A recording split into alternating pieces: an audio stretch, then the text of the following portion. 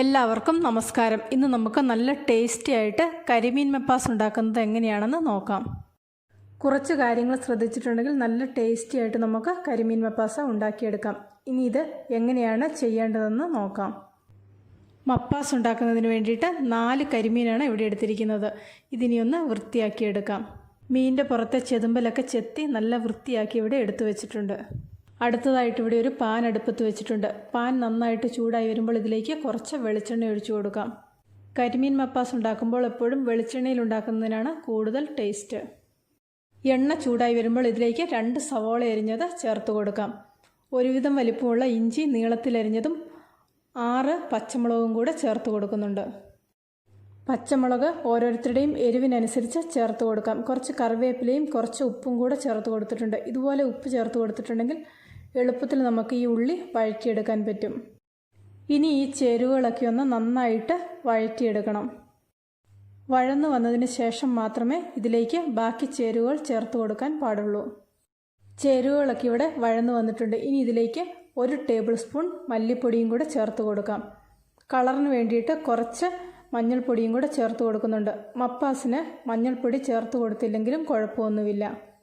അടുത്തതായിട്ട് ചേർത്ത് കൊടുക്കുന്നത് 1/2 ടീസ്പൂൺ ഗരം മസാലയാണ്. ഗരം മസാലയിലേക്ക് പെരിഞ്ചീരകം, ഏലക്ക, ഗ്രാമ്പൂ, കറുവാപ്പട്ട ഇത്രയും സാധനങ്ങൾ മാത്രമേ ചേർത്തിട്ടുള്ളൂ. വേറെ ഒരു ഗരം മസാലയും ഇതിലേക്ക് ചേർത്ത് കൊടുക്കരുത്. ഈ പൊടിയൊക്കെ മൂക്കുന്നത് വരെ ഒന്ന് ഇളക്കി കൊടുക്കാം. പൊടിയൊക്കെ ഇവിടെ മൂത്ത് വന്നിട്ടുണ്ട്. ഇനി ഇതിലേക്ക് 1.5 തക്കാളി മുറിച്ചത് ചേർത്ത് കൊടുക്കാം. തക്കാളിയുടെ വലിപ്പത്തിനനുസരിച്ച് അളവിലും മാറ്റം വരും. അത് നോക്കിയിട്ട് വേണം തക്കാളി എടുക്കാൻ. ഈ തക്കാളിയും നന്നായിട്ടൊന്ന് വഴറ്റിയെടുക്കണം. തക്കാളി ഒന്ന് വഴന്ന് ഉടഞ്ഞതിന് ശേഷം മാത്രം ഇതിലേക്ക് ബാക്കി ചേരുവകൾ ചേർത്ത് കൊടുക്കുന്നുള്ളൂ.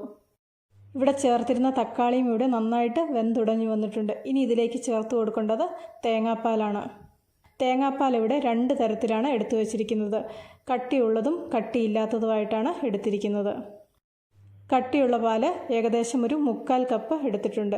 കട്ടിയില്ലാത്തത് ഏകദേശം 1.5 കപ്പ് അളവിലാണ് എടുത്തിരിക്കുന്നത്. വഴറ്റിയെടുത്തിരിക്കുന്ന ചേരുവകൾ ഇവിടെ ഒരു വലിയ മൺചട്ടിയിലേക്ക് മാറ്റുന്നുണ്ട്. എടുത്തിരിക്കുന്ന നോൺ സ്റ്റിക്ക് പാനിൽ 4 കരിമീനും തേങ്ങാപ്പാലും ഗ്രേവി എല്ലാം കൂടി ആകുമ്പോഴേക്ക് അളവ് കൂടുതലാണ്. അതുകൊണ്ടാണ് കുറച്ച് വലിയ പാത്രത്തിലേക്ക് മാറ്റുന്നത്. ഇനി ഇതിലേക്ക് എടുത്തു വച്ചിരിക്കുന്ന 2ാം പാല് ചേർത്ത് കൊടുക്കാം.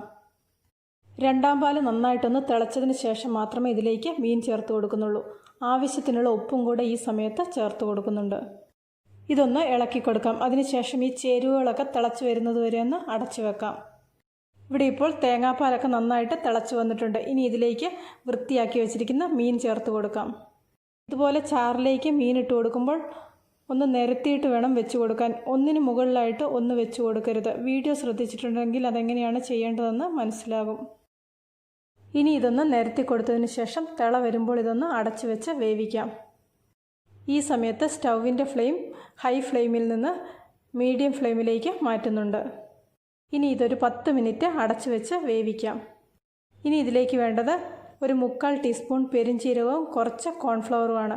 കോൺഫ്ലവർ ചേർക്കുന്നതിന് പകരമായിട്ട് കാഷ്യൂനട്ട് അരച്ച് ചേർത്താലും മതി. കറി ഇടയ്ക്കൊന്ന് തുറന്നു നോക്കി മീനൊക്കെ മുങ്ങിയാണോ ഇരിക്കുന്നതെന്നൊന്ന് ചെക്ക് ചെയ്ത് നോക്കണം. അതിനുശേഷം ഇത് അടച്ചു വെക്കാം. മീനൊക്കെ ഇവിടെ വെന്ത് വന്നിട്ടുണ്ട്. ഇനി ഇതിലേക്ക് 1/4 ടീസ്പൂൺ പെരിഞ്ചീരകം പൊടിച്ചത് ചേർത്ത് കൊടുക്കാം. പെരിഞ്ചീരകം ഇങ്ങനെ ഇതുപോലെ കുറച്ച് പൊടിച്ച് ചേർക്കുകയാണെങ്കിൽ മപ്പാസിന് നല്ലൊരു ടേസ്റ്റ് കിട്ടും. കോൺഫ്ലവർ ചേർക്കാൻ താല്പര്യമില്ലാത്തവർക്ക് ഇത് ഒഴിവാക്കി പകരം കാഷ്യൂനട്ട് ചേർക്കാം.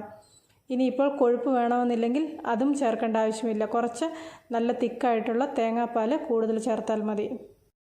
ചാറിന് കുറച്ച് തിക്നെസ് കിട്ടുന്നതിന് വേണ്ടിയിട്ടാണ് ഇതുപോലെ കോൺഫ്ലവർ ചേർത്ത് കൊടുക്കുന്നത്. ചേർത്തിരിക്കുന്ന കോൺഫ്ലവർ ഒന്ന് കുറുകി വരുന്നത് വരെ വെയിറ്റ് ചെയ്യാം. ഇതിലേക്ക് 1/2 ടീസ്പൂൺ കുരുമുളക് പൊടിയും കൂടെ ചേർത്ത് കൊടുക്കുന്നുണ്ട്. കുരുമുളക് പൊടി ഇതുപോലെ കറുത്ത കുരുമുളക് പൊടി ചേർത്ത് കൊടുക്കുന്നതിന് പകരം വൈറ്റ് പെപ്പർ ഉണ്ടെങ്കിൽ അത് ചേർത്ത് കൊടുത്താൽ കറിക്ക് കാണാനൊന്നും കൂടെ ഭംഗി കൂടുതൽ കിട്ടും. ചേർത്തിരിക്കുന്ന ചേരുവകളൊക്കെ സെറ്റായി ചാറൊന്ന് കുറുകി വന്നിട്ടുണ്ട്. ഇനി ഇതിലേക്ക് എടുത്തു വച്ചിരിക്കുന്ന 1ാം പാൽ ചേർത്ത് കൊടുക്കാം. 1ാം പാൽ ചേർത്ത് കൊടുക്കുന്ന സമയത്ത് തീ ഇവിടെ ഓഫ് ചെയ്ത് വെക്കുന്നുണ്ട്. നോൺ സ്റ്റിക്ക് പാത്രത്തിലാണ് ഉണ്ടാക്കുന്നതെങ്കിൽ 1-2 മിനിറ്റും കൂടെ തേങ്ങാപ്പാൽ ചേർത്തതിന് ശേഷം തീ ഓൺ ചെയ്ത് വെക്കാം. ഇവിടെ ഇപ്പോൾ നല്ല ടേസ്റ്റി ആയിട്ടുള്ള കരിമീൻ മപ്പാസ് റെഡി ആയിട്ടുണ്ട്. ഇനി ഇതിലേക്ക് കുറച്ചും കൂടെ പുളി വേണമെന്നുള്ളവർക്ക് 1/2 ടീസ്പൂൺ വിനാഗിരിയും കൂടെ ചേർത്ത് കൊടുക്കാം. ഞാനിവിടെ ഒരു 1/2 ടീസ്പൂൺ വിനാഗിരിയും കൂടെ ചേർത്ത് കൊടുക്കുന്നുണ്ട്. ഇതുപോലെ കരിമീൻ മപ്പാസ് ഉണ്ടാക്കിയതിന് ശേഷം ഒരു 2 മണിക്കൂറൊക്കെ കഴിഞ്ഞ് കഴിക്കുന്നതിനാണ് കൂടുതൽ ടേസ്റ്റ്. ചോറിൻ്റെ കൂടെ ഇത് നല്ലൊരു കോമ്പിനേഷനാണ്. എല്ലാവരും ഒരു പ്രാവശ്യം ഇതുപോലെ ഒന്ന് ചെയ്ത് നോക്കുക. തീർച്ചയായിട്ടും നിങ്ങൾക്ക് ഈ കരിമീൻ മപ്പാസിൻ്റെ ടേസ്റ്റ് ഇഷ്ടപ്പെടും. ഇന്നത്തെ ഈ റെസിപ്പി ഇഷ്ടപ്പെട്ടെങ്കിൽ ലൈക്ക് ചെയ്യാനും ഷെയർ ചെയ്യാനും നിങ്ങളുടെ അഭിപ്രായങ്ങൾ അറിയിക്കാനും മറക്കണ്ട. ചാനൽ ഇതുവരെ സബ്സ്ക്രൈബ് ചെയ്തിട്ടില്ലെങ്കിൽ സബ്സ്ക്രൈബ് ചെയ്ത് റൈറ്റ് സൈഡിലായിട്ട് വരുന്ന ബെല്ലൈക്കണും കൂടി ഒന്ന് ക്ലിക്ക് ചെയ്യുവാണെങ്കിൽ ഞാനിടുന്ന എല്ലാ വീഡിയോയുടെയും നോട്ടിഫിക്കേഷൻ നിങ്ങൾക്ക് അപ്പോൾ കിട്ടുന്നതായിരിക്കും. പുതിയൊരു വീഡിയോയുമായിട്ട് വീണ്ടും കാണാം.